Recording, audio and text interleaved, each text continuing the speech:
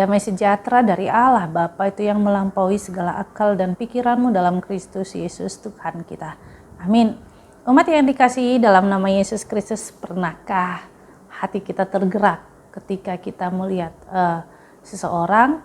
Nah, mungkin dengan hati yang tergerak itu ada komunikasi, kemudian hati yang tergerak itu kita bisa melanjutkan dengan bantuan. Itu yang dilakukan oleh Yesus Kristus dalam Injil kitab Matius pasal 15 ayat 32. Yesus mengatakan, hatiku tergerak, lalu Yesus memanggil murid-muridnya dan berkata, hatiku tergerak oleh belas kasihan kepada orang banyak itu. Sudah 3 hari mereka mengikuti aku dan mereka tidak mempunyai makanan.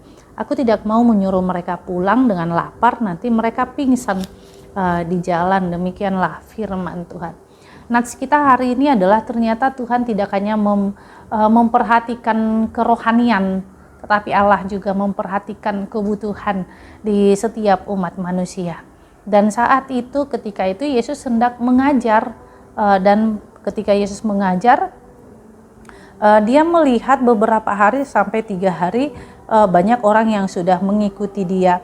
Sehingga Yesus mengatakan bahwa tergerak hatinya karena mereka juga akan merasakan lapar. Karena itu kita belajar dari Yesus mempunyai hati yang tergerak. Artinya ketika kita mampu menempatkan posisi kita kepada posisi mereka.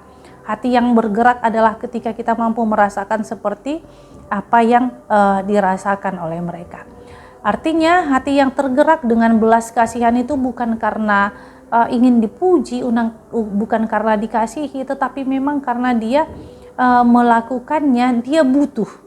Seseorang itu butuh saat itu untuk makanan. Artinya pertolongan itu benar pada waktunya. Pertolongan itu benar, itu yang dia butuhkan. Disitulah setiap pertolongan itu berasal daripada Allah.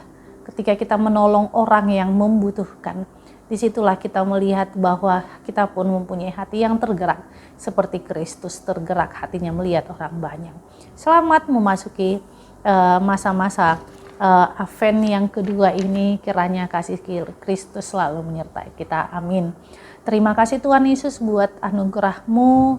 Biarlah cinta kasih-Mu selalu menyertai kami. Dan kami mempunyai hati yang tergerak untuk saling mendoakan, saling menopang, dan juga mendoakan saudara-saudara kami yang tertimpa bencana. Biarlah semuanya berjalan dengan baik. Tuhan Yesus, ampuni segala dosa kami. Inilah doa kami dalam nama Yesus Kristus, kami berdoa padamu. Amin. Anugerah Tuhan kita Yesus Kristus dan kasih Allah dan persekutuan Roh Kudus itulah menyertai kita. Amin.